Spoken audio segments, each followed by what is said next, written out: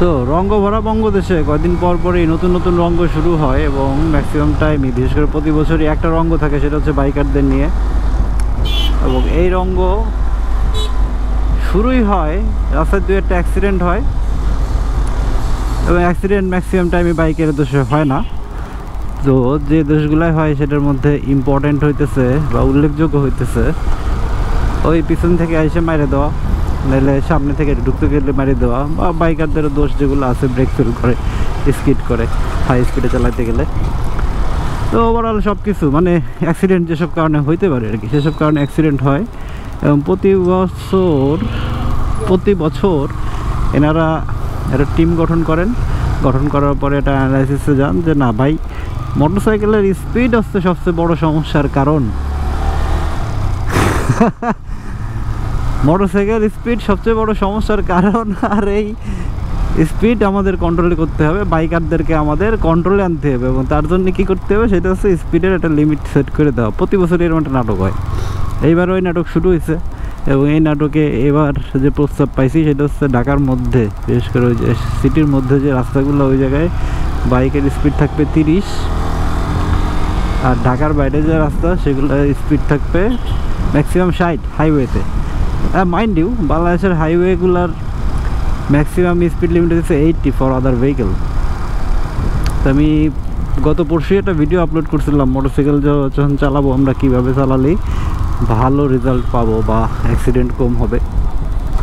ওইখানে কিন্তু আমি গতিসীমার কথা উল্লেখ করছিলাম খুব সুন্দরভাবে, যে গতিসীমার জন্য দেওয়া থাকে এবং এইভাবে ফলো করে চললে জিনিসটা ভালো হয়। তো ভিডিওর লিঙ্ক উপরে দেওয়া আছে, ডিসক্রিপশন বক্সে দেওয়া আছে। যাই হোক, তো আজকের আলোচনার বিষয় সেটা না। এই যে প্রতি বছর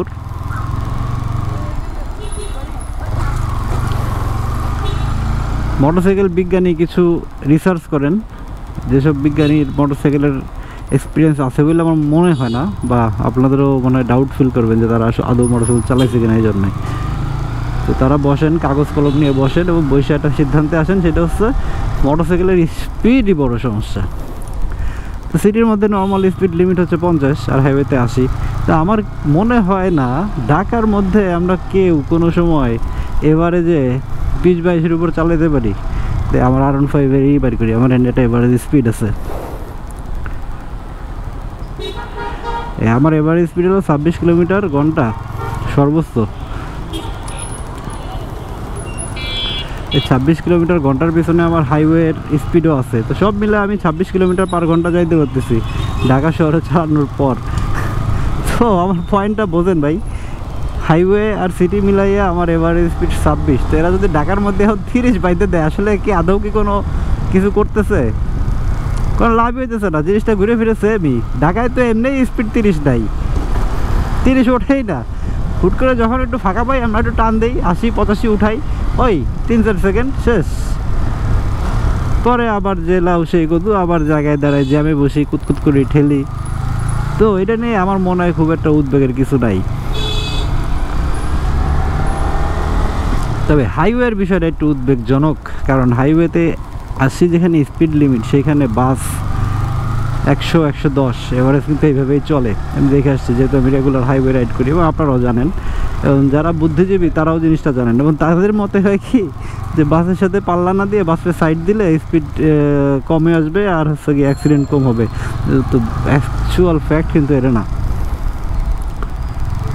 ফ্যাক্ট হইতেছে যে রাস্তায় যেমন গতিসীমা, সেই রাস্তায় সেইভাবে রাইড করলে জিনিসটা ফলপ্রসূ। আবারও বলতেছি, গতিসীমা লিমিট করে দিলাম, অ্যাক্সিডেন্ট কমে গেল, it does not work that way. হাইওয়েতে যদি আমার পাশ দিয়ে বাস 80-90-100-তে যায়, সেখানে আমি 60-এ নিজেকে খুব অসহায় ফিল করব, এবং এই অসহায়ত্বের মধ্যেই সাইড দিতে গেলে দেখা যাবে যে আমার অবস্থা খারাপ। এই শোয়েব ফুটবল খেলা শুরু করছে জায়গায়। আসসালামু আলাইকুম। ভালো করতেছেন, সন্ধ্যার সময় একটু খেলাধুলা করা উচিত।